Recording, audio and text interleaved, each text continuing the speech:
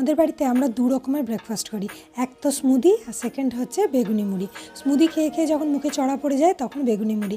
আর বেগুনি বানিয়ে বানিয়ে আমি আর মা আমরা দুজন কিন্তু এখন ঠেলার লোককেও হার মানাবো। মানে আমাদের বেগুনিটা ঠেলার থেকেও সুন্দর হয়, একদম ক্রিস্পি ক্রাঞ্চি দারুণ।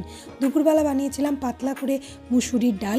মুসুরির ডালটা এরকম হালকা পাতলাই এখানে সবাই পছন্দ করে। তার সাথে বড়ি দিয়ে পালং শাক দিয়ে একটা তরকারি আর ধনেপাতা চিকেন, একদমই লাইট একটা চিকেন, যেটা রেসিপি আমি আগেও শেয়ার করেছি। আর এটা খেলে পেটের কোনো সমস্যা হয় না। দুপুরবেলাতে প্রত্যেক দিন এই বিল্লুটা আমাদের বাড়িতে এখন আসছে।